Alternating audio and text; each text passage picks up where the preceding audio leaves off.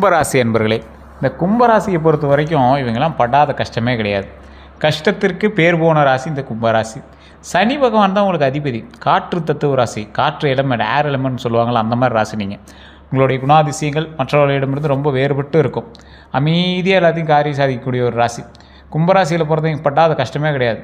ரொம்ப கஷ்டப்படுவாங்க. அது மட்டும் இல்லாமல் தற்போதைய நிலைமை எப்படி சில கேள்விகளும் உங்களோட மைண்டில் ஓடிட்டுருக்கும். உங்களுக்கு துரோகம் ஏற்படுறதெல்லாம் நெருங்கிய நண்பர்களால், தொழிலில் கூட்டாளிகளால், உறவினரால், பணம் வாங்கியவங்களால், காதல் உறவில் இருந்தவங்களால், இந்த மாதிரி ஆட்களால் தான் நிறைய கஷ்டத்தையும் நீங்கள் அனுபவிச்சிருக்கீங்க. இந்த கஷ்டத்தெல்லாம் பார்த்தாச்சு சார், அதுக்கு மேலே என்றைக்காவது உயர்வு கிடைக்குமா, என்றைக்காவது நம்ம நல்லா இருக்குமோ, நம்ம என்றைக்காவது நல்லவங்களா ஆயிரும், நல்ல நல்ல விஷயங்கள் நம்ம நடக்கணும் அப்படின்னு ஆசைப்படுற ராசி தான் இந்த கும்பராசி. கும்பராசிக்கு நிறைய கஷ்டங்களை சந்தித்து பழக்கமாயிடுச்சு. அது ஒரு வகையில் உங்களுக்கு ஒரு போதை மாதிரி ஆகிப்போச்சு.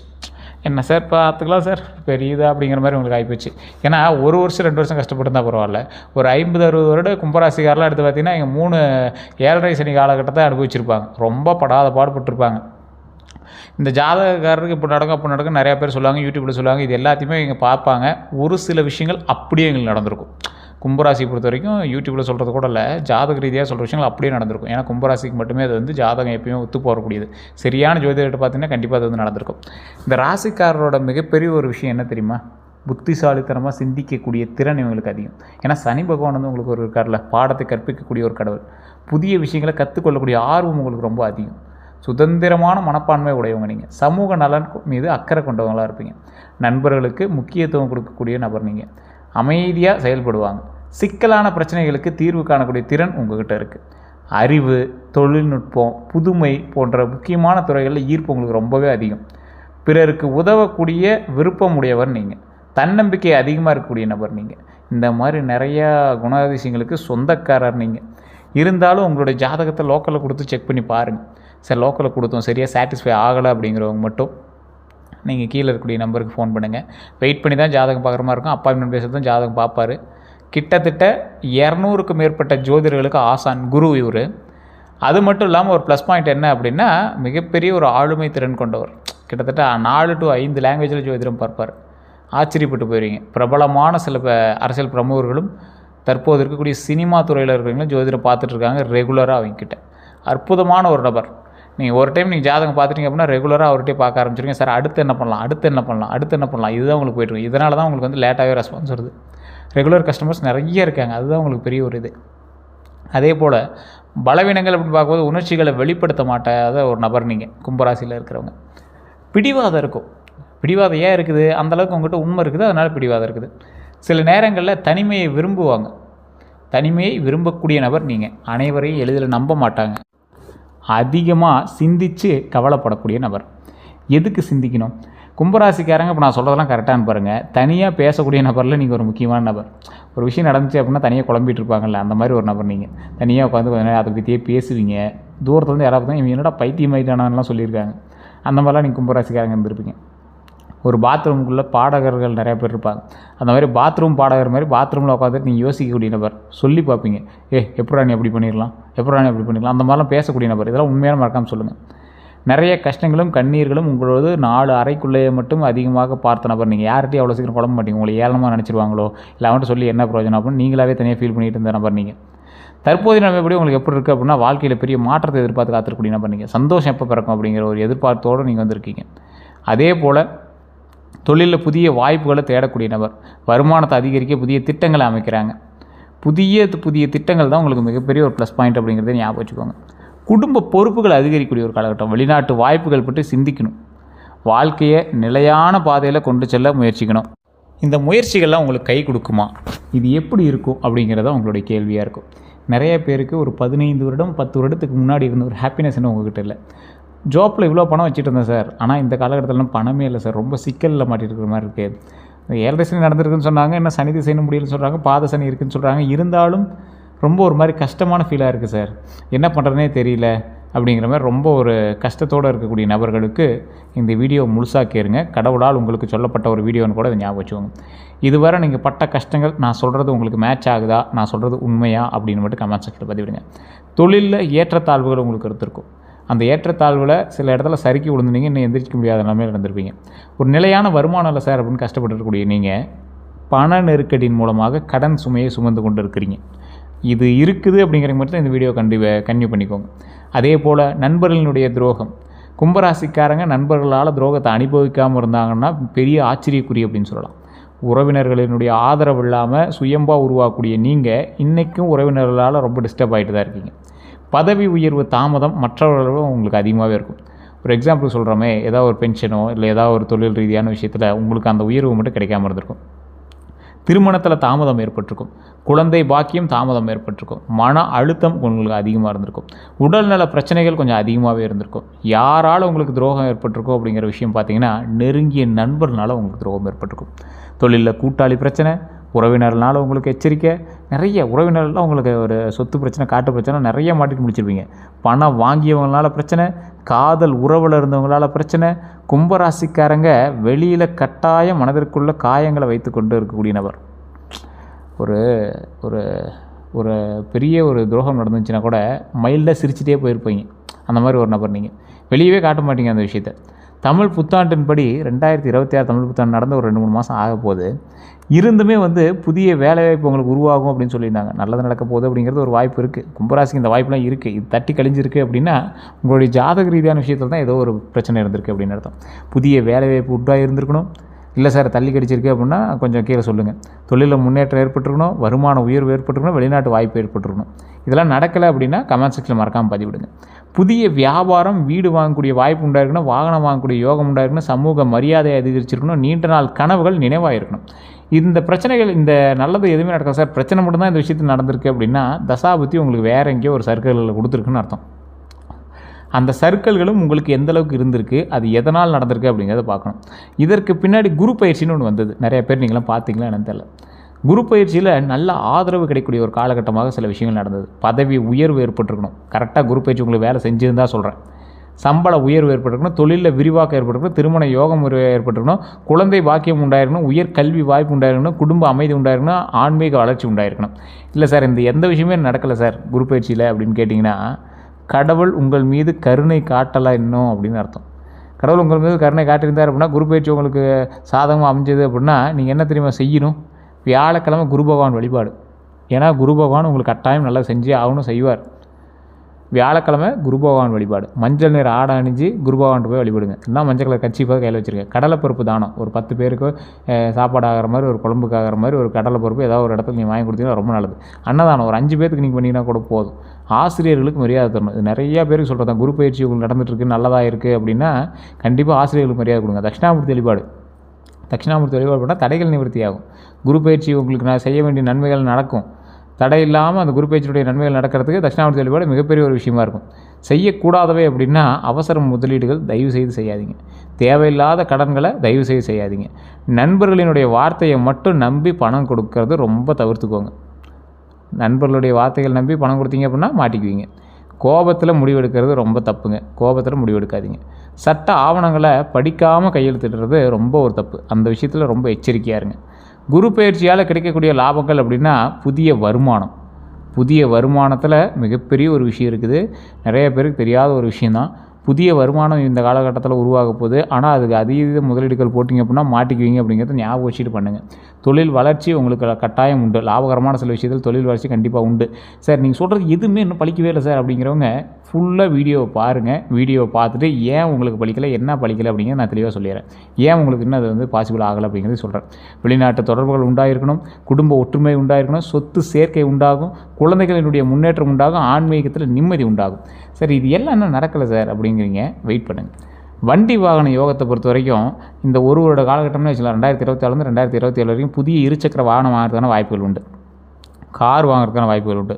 தொழிலில் பயன்பாட்டிற்கான வாகனங்கள், அதாவது கமர்ஷியல் வெஹிக்கல்னு சொல்லுவாங்கள்ல, ஒரு விவசாயத்துக்கு டிராக்டர் வாங்குறதோ இல்லை ஆட்டோ வாங்குறதோ இல்லை கமர்ஷியலுக்கு தகுந்த மாதிரி வண்டிகள் வாங்குறதோ இந்த மாதிரி ஏதோ ஒரு வாய்ப்புகள் இருக்குது. பழைய வாகனத்தை மாற்றக்கூடிய வாய்ப்புகளும் உங்களுக்கு இருக்குது. இரவு நேர பயணங்களில் எச்சரிக்கை தேவை. இரவு நேர பயணங்களில் எச்சரிக்கை கண்டிப்பாக தேவை. வாகன பராமரிப்பில் அலட்சியம் வேண்டாம். போக்குவரத்து விதிகளை கண்டிப்பாக பின்பற்றணும் அப்படிங்கிறத ஞாபகம் வச்சுக்கோங்க. அதே போல் கவனமாக இருக்க வேண்டியது, வண்டி வாகனம் ஓட்டுறும் போது ஓவர்டேக் பண்ணுறது, ஸ்பீடு ஓட்டுறது, ஸ்டண்ட் அடிக்கிறதுலாம் தயவு செய்து இந்த காலகட்டத்தில் பண்ணாதீங்க. கால் சம்மந்தப்பட்ட விஷயம், வண்டி வாகனம் சம்மந்தப்பட்ட விஷயத்தில் எச்சரிக்கையாக இருங்க. எலும்பு சம்மந்தப்பட்டது, கால் சம்மந்தப்பட்டது, இதயம் சம்மந்தப்பட்டதெல்லாம் உடல் ஆரோக்கிய விஷயத்தில் கவனமாக இருந்துக்கோங்க. திருமண பலன்களை பொறுத்த வரைக்கும் நல்ல வரன் அமையும். திருமணம் ஆகாதவங்களுக்கு நீண்ட நாள் தடை விலகக்கூடிய ஒரு வாய்ப்பு, குடும்ப சம்பந்தம் கிடைக்கிறதுக்கான வாய்ப்புகள் அதிகமாகவே இருக்குது. திருமணம் ஆனவங்களுக்கு கணவன் மனைவிக்கிடையே புரிதல் அதிகரிக்கக்கூடிய ஒரு காலகட்டம், குடும்பத்தில் மகிழ்ச்சி உண்டாகக்கூடிய காலகட்டம், புதிய வீடு அல்லது குடும்பம் வந்து விரிவாக்கம் ஆகிறதுக்கான புதிய காலகட்டம். இந்த காலகட்டத்தில் இதெல்லாம் உங்களுக்கு நடக்கலை அப்படின்னா தயவு செய்து திருச்செங்கோடு அர்த்தநாரீஸ்வரர் கோவில் நாமக்கல்லில் இருக்குது, அந்த கோயிலுக்கு போயிட்டு வாங்க, மிகப்பெரிய நன்மை உண்டாகும். அதே போல் இந்த காலகட்டத்தில் குழந்தை பாக்கியத்துக்காக வெயிட் பண்ணிட்டீங்க அப்படின்னா குழந்தைக்காக காத்திருப்பவங்களுக்கு ஒரு நல்ல வாய்ப்பு உருவாகிறதுக்கான காலகட்டம், குழந்தைகளுடைய கல்வி மற்றும் சாதனைகளால் பெருமை கிடைக்கும். ஸோ இந்த பெருமை வந்து எதை நோக்கி பிரயாணிக்கும் அப்படின்னா திருவண்ணாமலை கோயில் வழிபட்டுருங்க.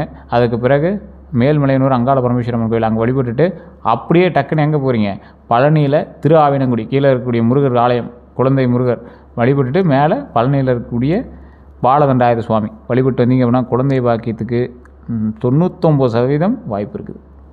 அதற்கு பிறகு அந்த 1% உங்களுடைய முன்னோர்களினுடைய கர்மாக்கள் எப்படி உங்களுக்கு இருக்குது அப்படிங்கிறத வச்சு தான் கணிக்க முடியும். இதுவுமே தனிப்பட்ட ஜாதகம் பார்த்தா உங்களுக்கு வந்து ஈஸியாக சொல்லிடுவாங்க. அடுத்த 12 நாட்களை பொறுத்த வரைக்கும் எப்படி இருக்க போது அப்படின்னா நல்ல செய்திகள் உருவாகிறதுக்கான வாய்ப்புகள் உண்டு. பண வரவு நல்லா இருக்கும், நல்ல ஃப்ளோ இருக்கும்.